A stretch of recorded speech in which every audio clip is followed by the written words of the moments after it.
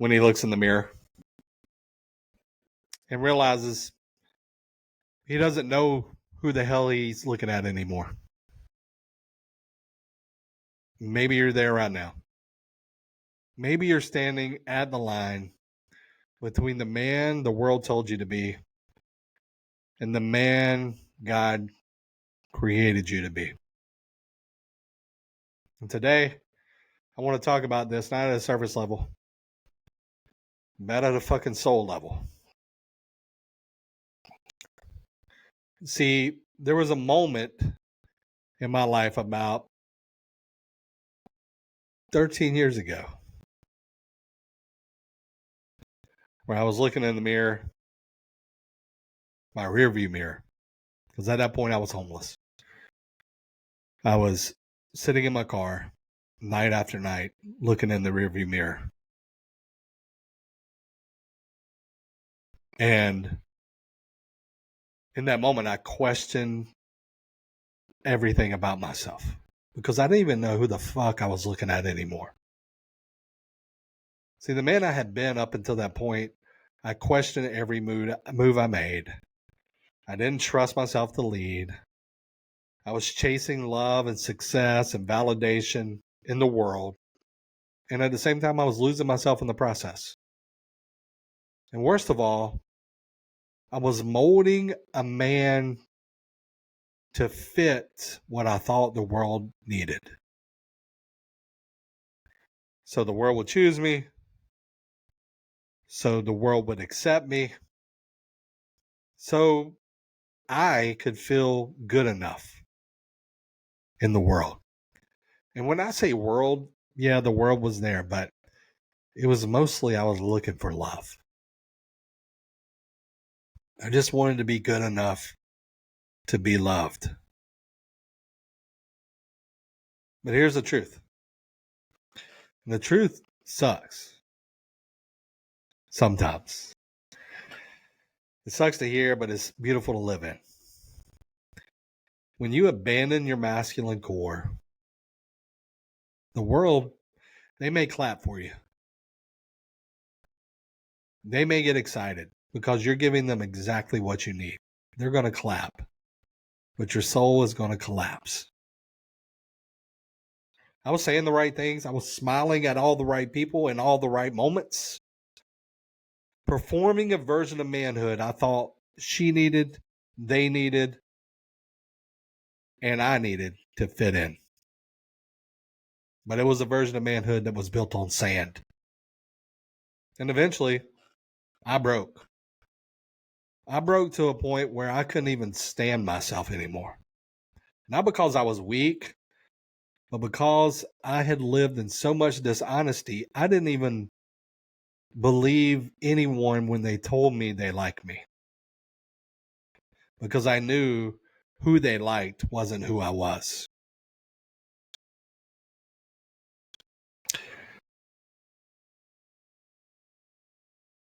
See, the truth is, you can't force the external world to reflect to you something other than you are. Because the world's just a mirror. The world's just reflecting to you who you are internally. And if you're constantly in need and you're constantly chasing, and you're constantly dancing for the world's attention and the world's approval and your wife's attention and your wife's approval and your wife's acceptance, they're going to reflect back to you the neediness that you are. And that reflection is going to look a lot like rejection. That reflection is going to look a lot like taking from you. That reflection is going to look a lot like they need more from you than they're willing to give to you. And in that reflection, a lot of times you do the dance and give them exactly what they want, but in the process, you are left underserved. See, approval chasing kills your masculine fire. Because the masculine doesn't seek approval. The masculine doesn't seek validation. The masculine doesn't seek the applause. The masculine stands in the stillness of who he is. He stands in the stillness of what he's built. He stands in the stillness of what he knows about himself. He stands in the confidence that who he is enough. That who he is plenty. That who he is can move the world around him. But see, at that point, I didn't stand in my masculine. I stood in a wounded feminine place, performing for acceptance, dancing for love, hoping for validation. When you perform and you dance and you hope, you're leaving the odds in the hands of other people. You're leaving the control in the hands of people that have no interest other than their own. When you sell out who you are, the price is always your soul. Because at the end of the day, like, your ability to have what you want is only reliant on your ability to create the man that can have it. If you're dancing so somebody gives it to you, if you're performing so somebody hands it to you, if you're selling yourself out so somebody shows up to bless you with it, you're not creating shit. You're a beggar. You're not a chooser. I'd rather be a chooser in life. As I looked in that mirror over and over again and I saw the man I was being, I was disgusted. I was appalled. And so I went on this journey back to me. I really went on this journey back to God. Because the phrase that kept sticking out in me, the phrase that kept repeating in my head that I read was, God created you in his image. And his image is perfect love. And you can never be anything but that. And I kept repeating that shit to myself over and over and over again. And my need to seek love, my need to seek approval started to dissolve. Because what I was doing on the opposite end was I was building a man that approved of himself. I was building a man that approved of himself. I was building a man that trusted himself. I was building a man that didn't question himself. I was building a man that could lead himself. I was building a man that could love himself. I was building a legacy of a man that no longer needed the world to feel full. I felt full as I was. And then that feeling, I no longer pursued. I no longer chased. I no longer danced. I no longer performed. I stood. I stood like a fucking mountain. Every day, no matter what was going on outside of me. Because I knew in order to be the man that I wanted to be, that God built me to be, that I knew who I was, there were no days off. There were no moments of disillusionment. There was choices. Choices to step in the direction of my soul. Choices to step in the direction of my knowing. Choices to step in the direction of the life that I wanted. And as I fucking started peeling back the layers and I started stepping every day, things started to fall away. People started to fall away. Professions started to fall away. Women started to fall away. My ego started to die. And my soul started to shine. See, I started to become this thing that I call the lighthouse. The lighthouse is somebody that just shines their light. They're not in it to get any notoriety. They wake up and shine. They go to sleep and shine. Every movement, every moment is a moment to be all that you are.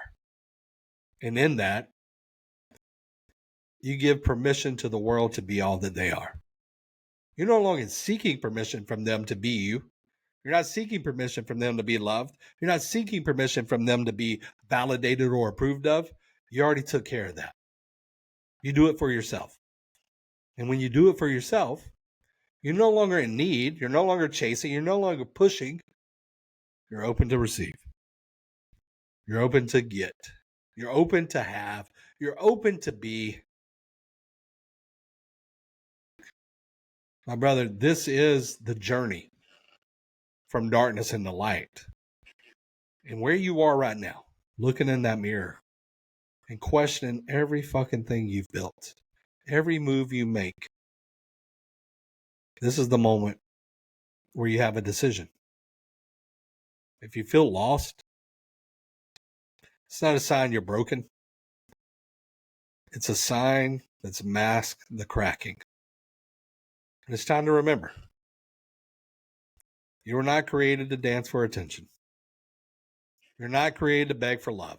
You're not created to live at the mercy of the world's opinion. You were created to be what God built you to be. So you have to stop where you are now with all your energy going out into the world. You have to turn that energy back into you. You got to strip down the patterns, strip down the limiting beliefs, strip down the negative feelings you have about yourself. Because you're not built to live at the world's mercy. And when you strip it down to the bare minimum, you realize who you are. You don't have to earn worth. You don't have to earn love. You don't have to earn trust. You don't have to earn respect. You have to become it. And as you become it and you live in it, all that stuff is available because you already have it for you. The world doesn't need another man performing. The world needs you to awake, to be grounded, to be sovereign in your masculine. You don't need another motivational quote. You don't need another initiation. When you become the man who leads himself, the world will move to your presence. Your woman will trust you again. The mission will open. And your wealth will multiply. But none of that happens until you stop fixing the surface and you start rebuilding the foundation. If you're tired of spinning your wheels, you're tired of looking in the mirror at the same man knowing he's playing small, and you're ready to rebuild the masculine foundation you were born with. I'm taking on 3 one-on-one clients currently. If this lands for you, comment Apex and we'll have a real conversation. No hype, no games, just truth. This is your life, brother. And it's time for you to take it back.